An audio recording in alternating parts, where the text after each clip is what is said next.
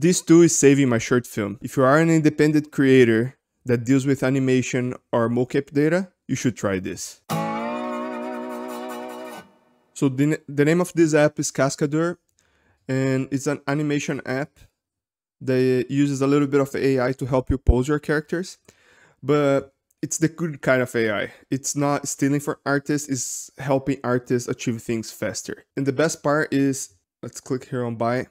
They're really generous with the free version. No, sorry, I didn't buy it. Let me show you why I'm so in love with this tool. By just grabbing one element, when you position, you adjust the entire body for that pose to make sense. So let's try a kick. Like, this is already a pretty convincing kick by only lifting one joint. Like, I only selected one controller, pulled up and forward, and let me have his face looking at what he's doing. And I want to turn his torso towards his target a little bit more. And you see, when I turn the torso, the hand moved back to balance. Like, this is... like, this pose took me 30 seconds. And, okay, I'm not done with the pose, but... still, right? Like, this is super awesome. Like, just by moving things a little bit, especially for background characters, like, you could animate things so fast with this, and looks very natural out of the box. Nothing much else to do. Like, okay, you can, anyways, like, not the best kick out there, but for the amount of time this took is super awesome, right? Actually, I kind of want to finish this. I haven't tried a kick before with this. Ooh, that was bad. Okay, because one thing, like, when you're kicking a roundhouse kick, one thing that you need to do is have your toes pointing back at the moment of impact. Makes you turn your hips more. So let me just try to... ooh, yeah. So the one of the interesting things with the auto rig is, like, the more more joints you move, you see the green ones are the ones that the auto posing are taking care of. Anything that I give input to, it's turning blue. It no longer being affected by the auto posing. What was I doing? Oh, I wanna make this... oh, made the mistake of moving that, but it's still... so let me get all the blue ones here and move them up a little.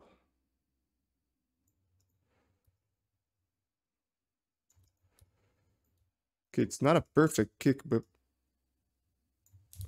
for the amount of time this took,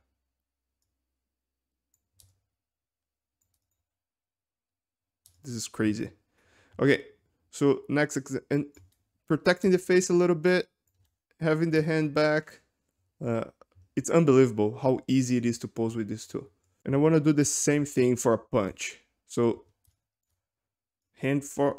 actually, let me do the other hands. So if this guy is right-handed, this would be a straight punch.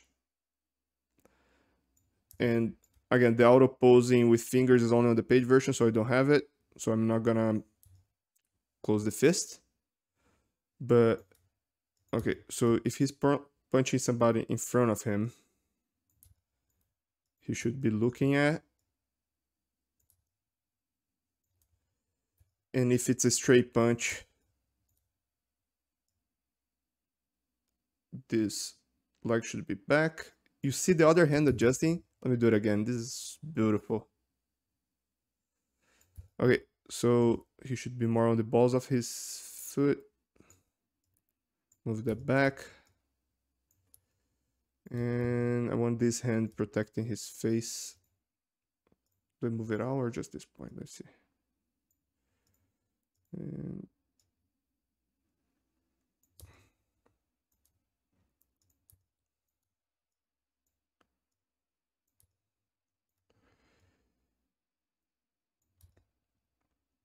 Okay, this is by far the most intuitive way of posing a character.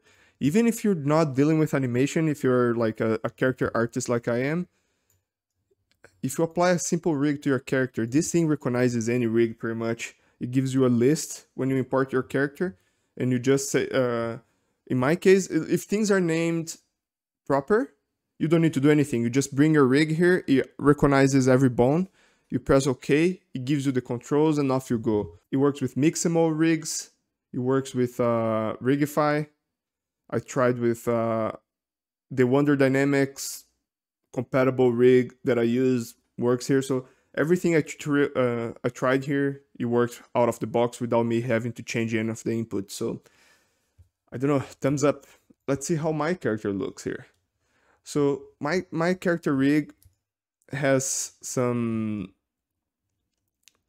unique features, pistons and double joints and things like that.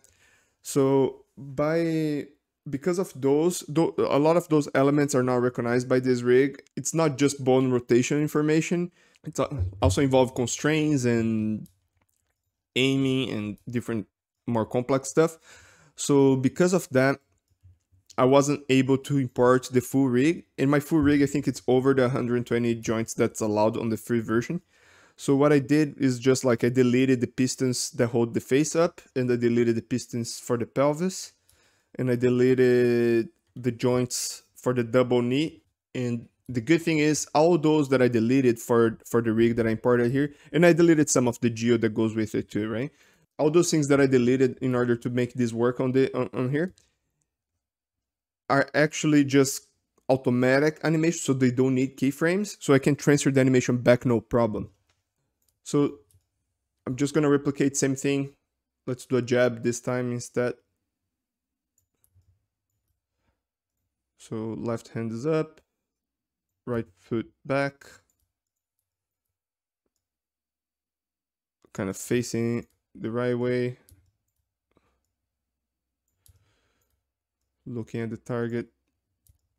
And my shoulder is a little complex, so for a lot of stuff I have to manually rotate for the right orientation. But come on, like, it's an awesome awkward punch.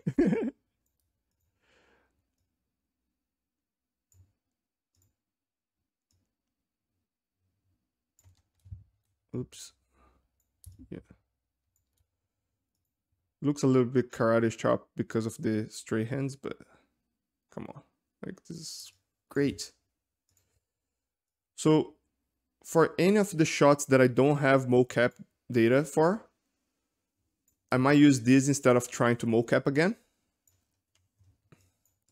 Like the more standing shots or like dialogue, things that I don't have the character doing very complex motion. I think I'm gonna use this auto pose, even like maybe for a kick or two, just for me to learn a little bit more of animation. I might do it with Cascadeur, because I'm really in love with this tool. I can't even. Okay, so there's a catch. For the mocap cleanup, the auto posing doesn't work, because when I import the animation here, so this is a shot that I have that I already cleaned up, and I'm using this rig instead of, it gives you multiple ways of controlling the rig. If you go to let me just go through those really fast. So this is the auto posing one, the one that I'm fully in love with. This is a more standard rig, similar to what you would find in Blender or Maya, but with like some really amazing tools on top. This is a more direct to bone connection. It's rotation only style of posing, great for fingers if you don't have the paid version like me. And this is the straight up joints. It's great for you to transfer animation. You can pretty much just Control Shift C and Control Shift V from one rig to another, and it transfer perfectly. And and also takes in consideration the amount of the timeline you have selected. So it's like, can't even describe it. This is for physics stuff, gives you the volumes that auto-generated. That's another good thing. When you're on auto pose, when you select everything, it only selects the joints that have that are keyed already, so you don't destroy the auto pose by moving. But again, because already there's two big problems here, and I tried fixing one of them. So one is my character is underground because the mocap data has the camera centered, and because the character is underground, anything I try to move here, it's gonna try to snap to the ground, and it kind of breaks everything. So that's problem number one. Problem number two was, even with the character above, even if I fix the position of the character first, I tried that. If I fix the hands animation a little bit, the body, the entire body, oh. I might have to give this another shot.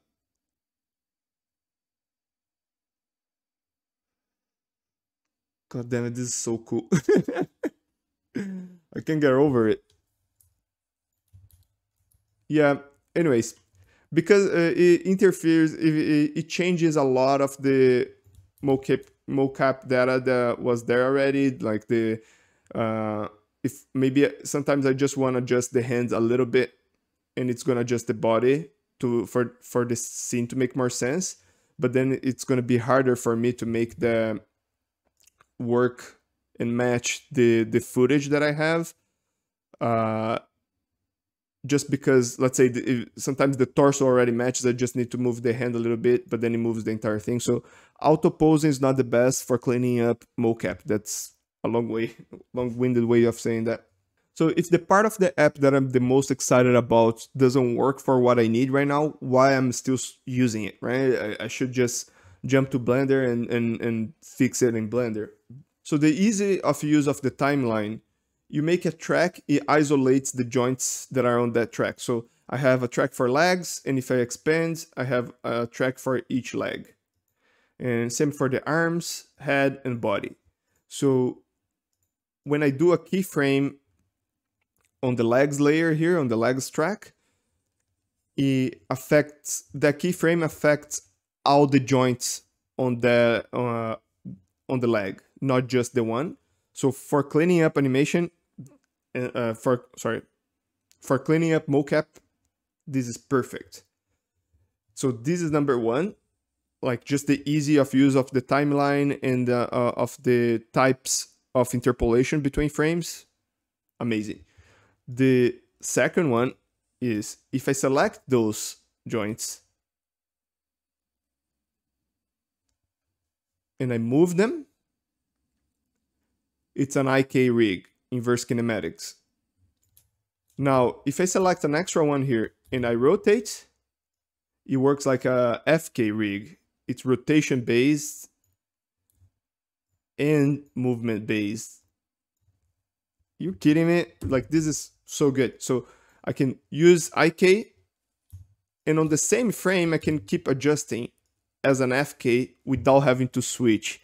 And to rig that, to make that into a rig is so hard. Like, if you're gonna make that from scratch, and if you're gonna use auto rig, because I'm not a rigger, I'm learning how to rig so I can get this project done. And in order for me to, so I have loaded here Rigify in Blender. So this is like an auto rig, and I do have those options, but let me move the leg here, and like I just did, IK. But if I want to do FK from this point, I don't even know how. So maybe there is a way, I just don't know, but it seems impossible.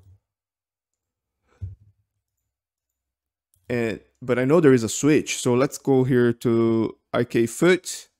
It's set to 0, 0 is IK, and 1 would be FK. So let's switch FK. You see, the FK position, you can use both FK and IK, but one at a time. So you can either have IK, FK. They don't match, right? Like if you can, like, if a shot is easier to animate in FK, you do fully in FK, or you might be able to transition from one to the other by animating this value here, but you cannot do the same pose with both. So in Cascadeur, you don't even have to think about it. You just position like you would, and if you want to just, like, you want the whole thing to go down a little bit, you can just rotation like you would without even thinking about why you're doing that. Like, you don't even have to consider the complexity of what's happening. You just do as intuitively, and it just happens. So it's amazing. I only have good things to say about this software. So cleaning up the mocap animation was a big problem that I had to face on the last 2 weeks, and that was a big setback in order for me to finish this within this year. And the other one is render time. I was surprised when I started rendering things, because so far I have been only rendering stills, and when I started rendering the animations, it was taking way longer than I expected, because when you render one frame, it takes 15 minutes, and the image looks pretty good. You don't think much of it, especially because I worked on animation industry, but for my job, for my previous jobs, and for my freelance work, I can use the render farms. And 15 minutes is nothing on a render farm. Mostly of the things I render there are like an hour a frame, and an hour a frame sounds like a lot if you're using a single machine. On a render farm, you can put, like, it has 100 blades. It just renders that, like, in an hour you have 100 frames done if you have, like, access to the 100 blades. So on a single computer, an hour a frame, it's 100 hours for 100 frames. Most of my shots are 150 frames to 300, and that means like multi-days for each single frame. So that's not good at all.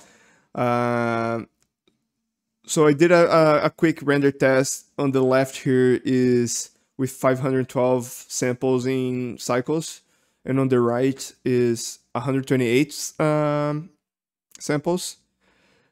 And on a still image, I can see some difference. The denoise does a fantastic job, right? Like, it just noise-wise, they're pretty equal. Time-wise, 15 minutes on the left, 3 minutes on the right.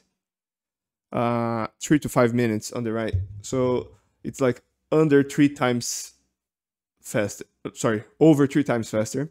And when I look at the details, especially on the shiny bit of the head here, on the back of the head, I can see the details a lot better on the one of with more samples. But at the same time, I assume that when this thing starts moving with motion blur and everything, I can't really tell. And that's it. So for this other problem, all I had to do is lower the quality of the render. And I'm grateful that Blender has evolved so much that the denoise is doing such a great job that I don't need that many samples anyways. So it is what it is, a little bit lower quality. And I'm considering upgrading my video card so I can do some like higher quality for some specific shots. But I don't think it's worth it. I think that maybe just lowering the samples might be the way to go for most of it. And again, I don't think I'm on track anymore to finish by the end of the year, but I will have a lot done by then. And I'm not disappointed that I had those setbacks. They were gonna happen no matter what. I'm excited that I'm actually working and getting things done. And my project, I can see the end, you know, like it's not this impossible task anymore. It's moving forward. So, and the setbacks are this, right? Like, I'm learning. If it wasn't for the setbacks, I wouldn't have learned about Cascadeur. If it wasn't for the setbacks, I wouldn't have learned that I could speed up the render so much by reducing the samples without actually affecting the quality that much. So here we go. Cheers to learning, and see you the next time. In my case, the free version is more than enough, but oh no. Do I have to buy this now? 40%. Let me see. The pro version is $300. 0.6, $180. That's probably American. So a bit of a catch because right now I don't need the paid version. I would like to support the creators, but I know I'm gonna be needing, like within a couple months, the finger stuff and the longer export. Anyways,